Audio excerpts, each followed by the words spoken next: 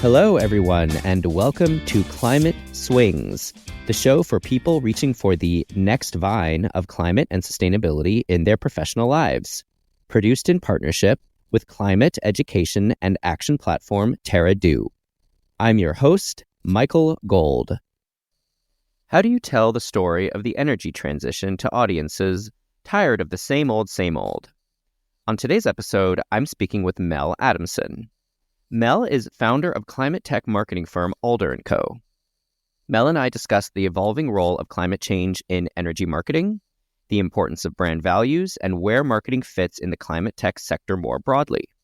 Mel emphasizes that people in the climate workforce need to make and seize their own opportunities, and explains why she foresees growing demand for soft skills in this space. She also highlights the importance of creativity in climate marketing, advocating for a shift away from traditional green messaging towards something more like humor, perhaps? Mel Adamson, welcome to Climate Swings. It's so great to have you here. Thank you for having me. I'm super excited about it. So the way I always like to start with my guests is to basically ask you to kind of sketch out your life and career to this point and sort of the decisions that you've made that brought you to your current role. Yeah, happy to talk about it. I actually started my career out as a journalist, went to journalism school, and the idea was I was going to work for the AP. This was my plan back when I was like 19. I was going to work for the AP and then go and work for the Chicago Tribune and somehow make my way to Detroit because I wanted to work for Automobile Magazine. I love cars, and that was going to be my dream job. That didn't exactly happen for many reasons, mainly because I fell in love with a guy and ended up marrying him. But I love tech for the same reasons I love cars. I love understanding how things are put together. And so right out of school, I was a tech journalist, working for many different publications, went in-house, not in-house, but worked for a paper. I'm from Dallas and moved to Austin and worked for the Round Rock Leader as a writer and editor. And then, I at some point decided that I didn't really love, this was the 90s, the late 90s, and didn't exactly love where some of the advertising and editorial were kind of blurring in my mind. So total idealist, I guess. And so decided to move into PR and marketing and, was working in tech. At this point, I also moved to Portland with my husband. This was in the year 2000. And working in tech PR, really wanted something bigger. PR is great. I love the storytelling. It was a natural fit for me, but kind of wanted bigger, control of the message and the brand. Started working for marketing agencies that gave me access to planning and strategy. And then after my daughter was born, I thought, and this was 2004, I thought, I really want to do marketing for good. I love tech, but, what can I do? And, I think my parents instilled in me that old adage, leave no trace. And I thought, okay, what can I do? And I'm really lucky. I get to live in Portland, Oregon. And, we very sustainably minded place.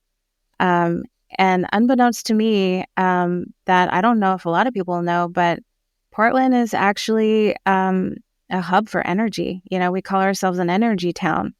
We've got energy efficiency, lots of headquarters here.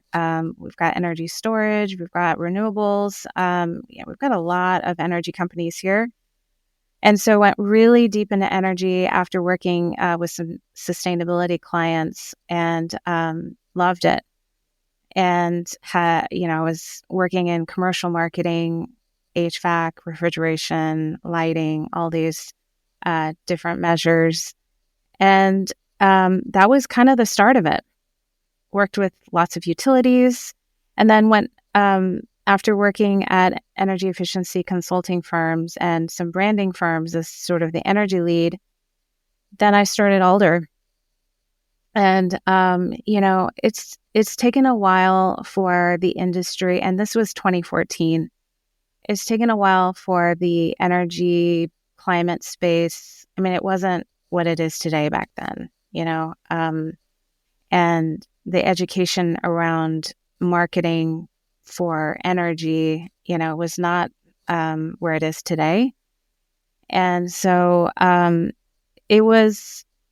always had energy clients because a lot of my work was through referrals, but we also had other clients too, like Nike was a client and, other major brands. And so, but it wasn't until 2017, one of my clients was doing all kinds of great stuff.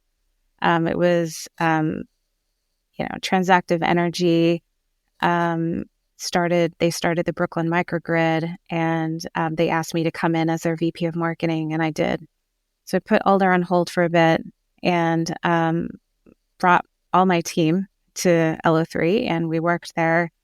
It was amazing. It was a super fun experience working at a startup during a really big time because they were in blockchain and they were in IoT, and it was so fantastic and fun, and still reminisce to this day about, and then just have learned so much from that experience.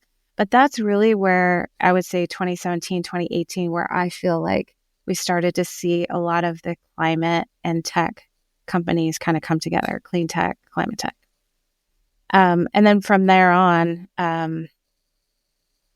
after, leaving LO3, really just doubled down on climate and tech. And you described kind of being interested in pursuing marketing for good. I'm kind of interested to sort of unpack that a little bit more. I mean, you said, Sure. You had your first child and you thought about how you can leave the world better than you found it. Why did energy sort of draw you and your sort of altruistic bone? Like, how did it come out through the energy space specifically? I think I had just been real curious about it to start. And, the types of things that we were doing in energy efficiency, it was just really fun. And it was unlike anything that I'd done before, but and there was so much to learn. And that's something I'm a super curious person. And again, mechanical engineer, from computer engineers to mechanical engineers, where it's just been so fun to understand their work and the things that they're creating. And that was just really appealing to me. Did you study any kind of technical subject formally, or was this all kind of just something that you absorbed through osmosis as you were going along your career? In college, actually, I started college as a biology major because I love science so much. And it was, I didn't have a lot of direction. Honestly, I'm the first woman in my family to graduate from college. And I also have a master's, and, I have other cousins who, followed in my footsteps, even have PhDs. I don't. But yeah, like, I didn't have a lot of direction on what I wanted to do. All I knew is that I love science. I love chemistry. I love physics. I love the engineering of things. And so, the more that I could get into that and really understand how things work and how they're, to me, that was just super exciting. But what do you, like back then with no guidance, what do you do with a biology degree? You become a doctor? It's not really me. I mean, it's great for some, and I think it's a calling for most people, but it just was not for me. Right. You went sort of more in the kind of softer skills direction with your kind of marketing and PR approach. Now, obviously, the energy sector has undergone huge shifts over the last couple decades, essentially since you've started working in them. And there's been a number of influences kind of on the energy sector. And of course, from my perspective, one of the biggest has to be sort of climate change and sort of concerns around that.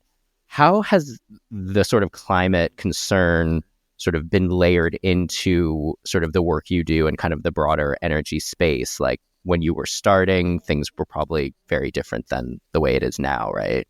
Yeah. It was like back in the day, I mean, even 2009, trying to help people understand that climate change is actually a thing, right? So there just wasn't a lot of people who were on board with that. However, I would say, the message, especially with efficiency, is, it wasn't about climate change. The primary message is really about savings, right? And so that's what changed behavior back then. And I think now people are starting to see the value of efficiency and the value of products that are more sustainable, because it can be both, right? It can be good for you financially, but then it can also be really great for the environment too, and for future generations, which is, the most important part here. How much do you see that sort of energy companies in particular are interested in talking about climate change, though? And how have you seen that shift? Because it's not always appealing to every potential audience that they may want to reach, right? Yeah, that's true. And I think what's changed is that when people started to sort of glom onto the idea that, or just really believe in the idea that climate change is a thing, it created a demand. It created, a voice for people. And I think people are starting to demand that from their products. People are making buying decisions based on whether things are sustainable. And, for the longest time, I don't think companies really listened or understood that. Definitely utilities have had a hard time, I think, understanding, what their ratepayers, what their customers are, really thinking about. And they want that. And they have the choice now. They have the choice to generate their own solar. They have the choice to join a community solar program. They have the choice to, buy EVs. And now, energy companies need to pay attention. And I think where there was a turning point was during COVID. For me, I felt like COVID was sort of a spur that companies, in a time of crisis, I think it's really interesting to see how companies show up. And I was kind of trying to take an objective view of all the things that were happening during COVID and looking at the companies and seeing how they're reacting. Because at the end of the day, the companies that I wanted to purchase from were the ones that were treating their employees, treating their customers in the right way. And it became really evident where their brand stood. And, I was counseling clients in helping them to say, okay, during this downtime, maybe you need to take a look at your brand. And, what is your purpose now, and how are you communicating that to your audiences? And it's the same thing I tell clients every day. It's like at some point in time, the shit's going to hit the fan, and you need to have a brand that you can stand on and know what to do. Because if you have your values laid out, the decision is already made. You know what to do and how to act. So I think that's a great way to think about it, is that you have to be able to kind of anticipate that things aren't always going to be rosy. And, when the going gets tough, you have to have some kind of bedrock foundation there in order to fall back on. Is that kind of sort of a good way to contextualize it? Yeah, if your values are, transparency, or your values are innovation, or your values are, um, loving or daring, or whatever it is. I mean, you know how to act, because those are the ground rules, so to speak, to how you communicate out. So speaking of brand values, Alder has sort of warm and sort of inviting kind of brand identity that you've tried to create. Mm-hmm. Can you talk about sort of from the founding of Alder, sort of what was the value identity message that you were trying to put across with Alder, and also maybe how it's changed over the last several years, given all the broader changes in the industry? Yeah. No, I think, our values really come from within, our leadership team at the time. Alder, so in 2021, I worked with Bettina Grab. She was my she was my partner. She's now moved on to other things, but at the time when we were coming up with the values, we really looked inside and said, what's the kind of culture that we want to cultivate at Alder? And it was really important to me, and it always has been from day one with Alder, that we create a community where people are safe and they feel loved and respected. Because I've seen in some places where even contractors or employees aren't treated in the way that I feel like they should. And so it was really important to me to create a culture where people felt safe and loved, and where they could be daring and they could say whatever it is that was on their mind, because that is where we're going to create the best work for our clients. And, for a long time, Climate, was you would go to a conference and everyone had a leaf and it was green and it was on their business card. And we didn't want that.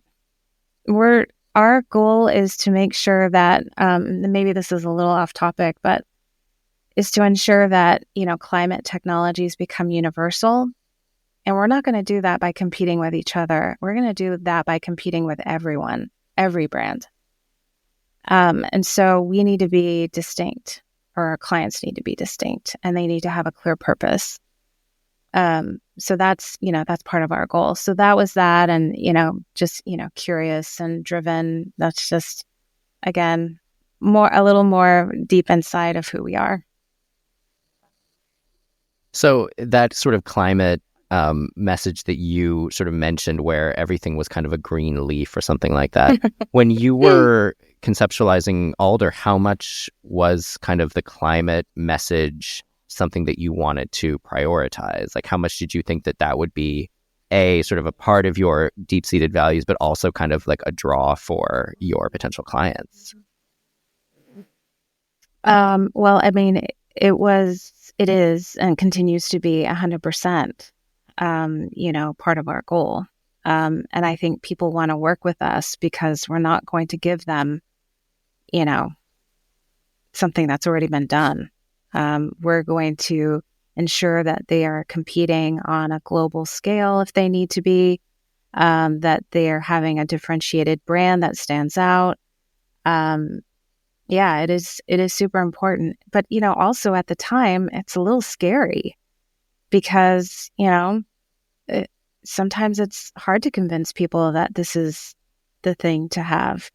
And maybe they're not the right fit for us. So, it's starting a business or trying to build a business, we just won't appeal to everyone. But it's really important to us that we position companies and create a daring approach for how they're going to enter into the marketplace. We need that right now. So how do you kind of know then if your values are aligned with the clients that you work with, especially from a climate perspective, which sort of, as we discussed, is not kind of a universally accepted message in the energy world, right? Yeah. It's we ask a lot of questions. We talk with founders, we talk with leadership teams, and then I have an advisory board. And sometimes if I don't understand the tech, or it just seems like can that really be true? I reach out to my board and say, hey, can you help me out? Like, what do you see here? And a lot of them are technical, and they'll tell me straight out, or give me some feedback. So so I mean, there's a lot that goes into bringing on a client. We don't accept all clients, but we hope that people come to us because we're bold in our approach, and we'll do anything, not everything, but we will do the best that we can to make sure that their brand is solid. And kind of as a someone who crafts messages and works on sort of outreach campaigns, how do you sort of see where the line should be drawn between kind of like evangelizing around a topic like climate, right, which can be very polarizing, versus kind of, a straight sale or something a little more subtle? I mean, how do you sort of, what kind of factors do you take into account when you're trying to, help clients with their communication around this topic? Yeah, I think this is where the journalist in me really comes in, because I'm not really into fluffy stuff. And I'm also very careful of greenwashing. During grad school, I became a mini expert in greenwashing, and I did my capstone project on that. And we would never bend the truth on those kinds of things. I think, climate, there's ways of telling a story without having to overpromise. And you don't want to get yourself in trouble and extend a promise that you can't deliver. Are there kind of specific trigger points around greenwashing that you see kind of in the broader ecosystem that you are just sort of like, oh, if only I were advising them, this is what I would tell them to do differently? I think we're still in a pretty nascent industry, and there's still a lot to be done in terms of measurement. There's still a lot to be done around the effectiveness of our technologies. And I just heard, I wish I could remember her name, but I just heard someone talking at a conference, and, these things are not always linear. They are very much tangential, or, 3D, or whatever you want to call it. We'll get there, but we're going to be learning over time, and there may be some mistakes that we're making early on. We just don't know yet, right? And I think that's okay. We're evolving, and we just need to keep learning and staying on top of things, not dismissing new types of measurement. I mean, carbon is a big one, right? But everyone, we just need to be careful and keep adopting these new advancements as they come on. So I kind of wanted to again go sort of back to the founding a bit of Alder, and just kind of I'm curious to dig in a little bit more about what were some of the biggest priorities and challenges that you sort of needed to line up, and things that you needed to overcome. I'm interested in sort of how you got your advisory board together, for example. I mean, like what brought you to convene sort of technical people to answer those kinds of questions, and sort of how did the actual sort of coming together of Alder take place? Yeah, I think just from the get-go, I don't think that I can do it all. And I am incredibly collaborative. I like being collaborative. And I just know that I need to lean on certain people to help answer questions, that I have. I am really good at uncovering the secret sauce or purpose for clients, and I'm really great at strategy and writing and execution. But there's a lot of things I'm not good at, and so bringing on an advisory board and my team in general, people from all kinds of different places and strengths. Diversity is really important to me. I'm a, Hispanic woman, grew up in Texas, and I want to create diversity on our teams. It's really important to me, and as well as the advisory team want to create diversity. So that is also sort of a driving force behind building Alder, is ensuring that we have diverse team, diverse advisory board, even diverse clients. Those things are really important to me. That's who I want to support. And if this is my company, then I get to drive a lot of those decisions. So that's that.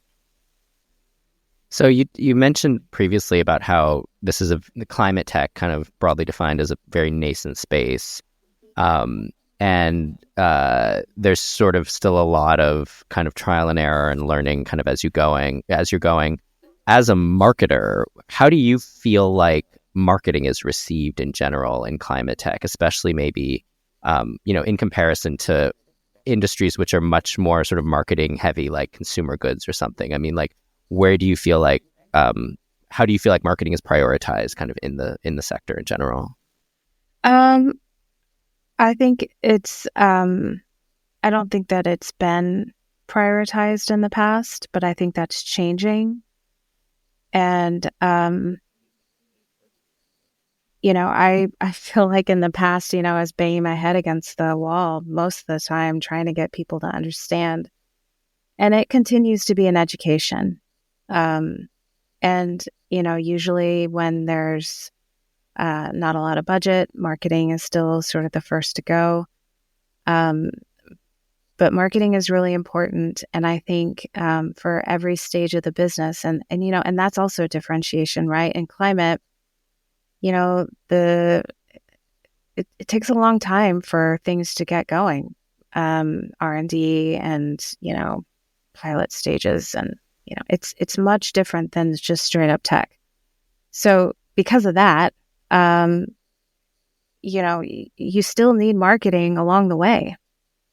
So especially at the very beginning, sort of setting those foundational and a lot of it is just education, and people need to understand the importance of it, and having a strong brand. And I think you can tell when a company, sometimes I'll go to like startup demos and, I'll look around the room, and the companies that have put some effort into their branding, and I don't mean just logos, I mean their purpose, their messaging and stuff, they stand out. They know how to talk. They know how to tell their story. And I think those are the people who are going to rise to the top. Those are the companies that are going to rise to the top. A lot of marketing has become very technologically enabled in recent years. Mm-hmm. There's a lot in data analytics and machine learning and marketing analytics and just all different kinds of ways to sort of slice and dice and attempt to grow your audience and lead to conversions and whatnot. What do you think of that trend broadly versus kind of the more, I don't know, human gut level aspects of marketing? I don't think it's that black and white. I think it's a mix of all the things. you know, if you're looking at your analytics, you definitely need a person to go in and, decide what's your next best strategy. Those are tools, and a human needs to come in and make some decisions about, how you move forward.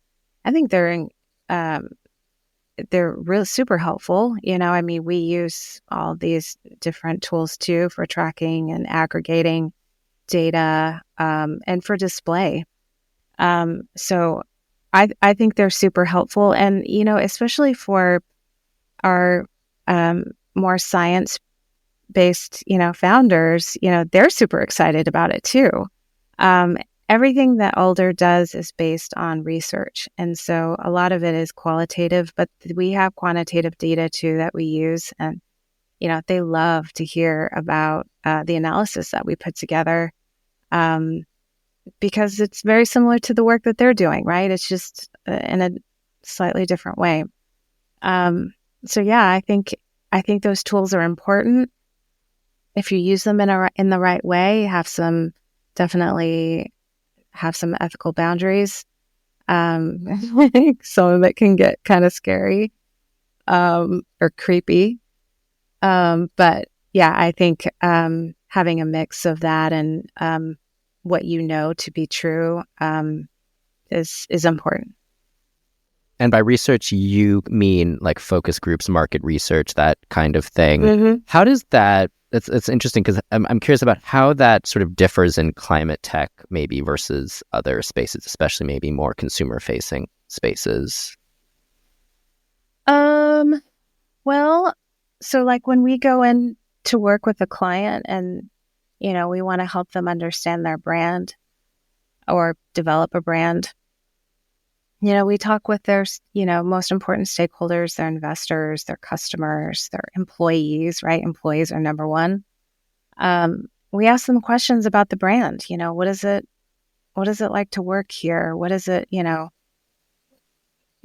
all the good, the bad, we're trying to understand the brand. Because for me, the brand it's not what it looks like. It's not a logo, but it's that feeling that you have when you hear the name, right? And so that's what we're trying to influence. And so we ask all of these questions, and then we create an analysis and then, show founders, this is what people think of your brand. And then, it becomes the basis for the values and the culture. It's the type of people that you end up hiring. It's everything. And I think that's why I'm such a huge believer in brand, because I really do think it can change the world. Do you work on like crisis communication specifically, or sort of crisis management from a marketing perspective? Because that's sort of something where you'd probably have to come in and really negotiate between these different stakeholders, right? Like some who may say you need to go in one direction, and others may say, no, we need to stick to our guns or do another kind of pivot. I have been in situations where a company needs to pivot their values, but the CEO does not want to, because the CEO doesn't have those values. And it's tricky. Yeah. What do you do? How do you, do you need to bring in psychologists or media? I mean, how does that kind of play out? It's definitely worth a lot of conversations, but when you have the data to support your strategy, it's kind of hard to ignore. And, I've seen different coaches come in, executive coaches, sometimes talking to wives, or husbands, maybe, right? Or husbands, yes, or husbands. Right. And it could be too that if it's a young company, investors also stepping in. If that's a crisis, that I have not seen very often. But sort of bringing it back to kind of having enough evidence to sort of point to the fact that what you're proposing is likely the best scenario kind of the best path forward, right? Bring it Yeah. back to the data. Yeah, it's all evidence-based strategies. Right. It's like, this is what it's going to take to grow your business. This is what your customers want. Right. So I want to talk for a couple of minutes about sort of the climate workforce, kind of broadly defined, because we are in partnership with TerraDo, and Terra's mission is to seed 50 million climate jobs over the next decade. It's a massively ambitious undertaking, of course. We're having worked with so many climate tech companies. How are you sort of just in general sense seeing the sort of climate workforce shaping up? And I guess one sort of way to frame it is also, where do you see the biggest gaps now kind of in the climate tech space? Gaps. I see, well, I think, people are coming from a bunch of different places. I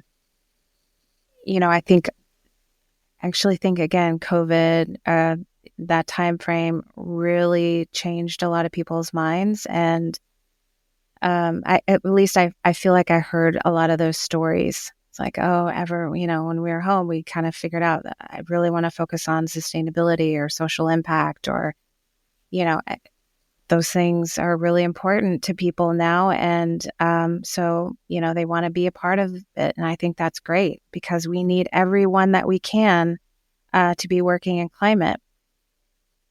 But I think in addition to having people work in climate, we also need people who are climate minded to be leaders within their own organizations. And as I meet a lot of people, I probably have at least 1 or 2 conversations a week, people looking to get into climate. And I love hearing the passion and the dedication. A lot of people are going back to school, which I think is amazing. And they're looking for experience. And, I just think it's fantastic. But they're also a little, some people can't find jobs, and maybe that's just, the market situation. But there's so much more there's so much you can do at home, right? There's so much you can do in your own organization to make it a climate job. Because, again, back to our mission, making climate tech universal, that means it has to happen everywhere. And you can be a leader within your organization. And also there's a lot of companies that are climate minded that would be a great place to be a climate leader within. Yeah, I mean, I hear regularly from people who are kind of in the job market, maybe they have like a sort of technology background, but more kind of in the sort of digital side, which obviously is very common here in the Bay Area. That was a huge growth area for, the last 2 decades or so. But they've kind of, they feel a little bit discouraged because they don't feel like there's sort of much for them sort of in the climate tech world. What do you think about sort of that sort of dichotomy between sort of the sort of digital side of the work versus what's needed in climate tech, which is often much sort of harder technology, right? Yeah, the hardware side of things. Yeah. I think that, people can make the opportunity for themselves. For example, when I was working at an energy consulting firm early on in my career, it was difficult for me to get anyone to do social media. And this was, 2010. So social media wasn't what it is today. And they didn't want to do social, but I wanted to do social. Like, I thought I need to do social as part of my own growth. So I went to a nonprofit and volunteered to do their social media so I could grow my skills. And while at the same time, I was benefiting this other organization. And so while it may not be on the job stuff, I was still doing something that, felt good to me, and I was learning a skill. So I think, we need to be creative. It's not going to be, it may not look like the job that you're going to every day, but maybe it's the after work job that you're doing at night, or it's the, you're volunteering on Saturday mornings. That's really important. And I think there's still a lot of need for that. And sort of similar to that, kind of the sort of the pool of soft skilled workers, kind of, like you and me, say, right, who aren't, super technologically minded, who don't necessarily have engineering backgrounds. How do you think that, like, what kind of opportunities do you see for those kinds of people in climate tech, especially given that marketing, say, is not always, top priorities for a lot of founders and a lot of companies? So the question is, like, where does someone like us go and get experience with companies that are more science-based? Get experience, and also, I mean, do you see that that's kind of a growth opportunity for employment in climate tech, kind of with the sort of soft skills, the marketing side? Oh, sure, for sure. I mean, I think,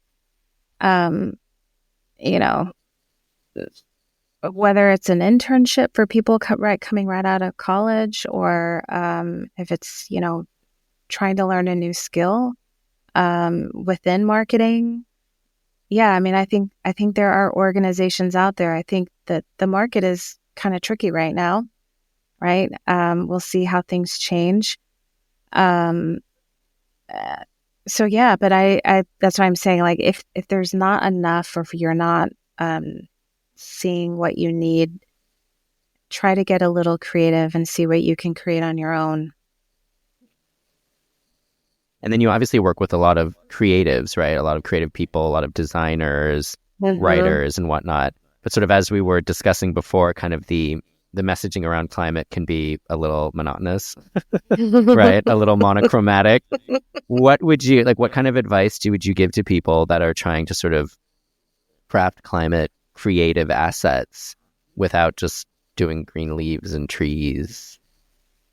Yeah, I would say one of my big things, and I don't right now have a client that we can do this with, but I really want to do something funny.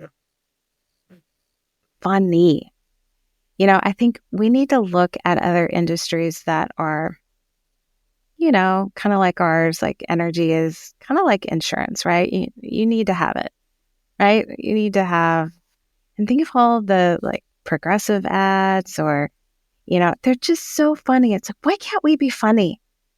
I think, we need to really think outside of just the normal, it's climate. And, how can we use what's already been done in other industries to promote what we're doing?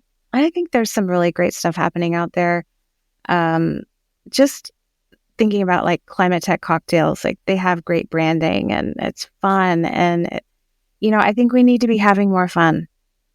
I think we're doing really hard work, and sometimes it can get a little depressing, but, so I think we need to change it up every now and then and have some fun and be a little humorous.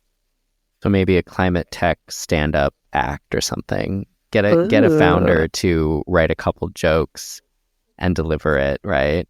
At their next investor meeting, or just as like a LinkedIn special maybe, or something like that, right? Yeah, I mean, how fun would that be to see? Are we at that point where we can make fun of ourselves a little bit? I don't know. You can always make fun of yourself. I feel like that is. I agree. It's totally an underrated aspect of, especially kind of corporate brand identity. A lot of the time, have you worked on kind of humorous campaigns before? Yes, I've proposed them for utilities, and they're not risky. They're not a risk group. They will take a more safer approach, and I get it. But it's fun. It's fun for our writers. It's fun for our team Of to course, think yeah. that way and do something different. And, I hope that there are people who want to take that risk. And I don't even think it's a risk, but I think it could be really fun. Have you actually executed any humorous campaigns in the past, like throughout your career? Have I? I'm trying to think way back. Or maybe Yes, I just mean edgy. I would say mm-hmm, more edgy than humorous. Yeah. mm-hmm, mm-hmm. We've definitely proposed a ton of funny things.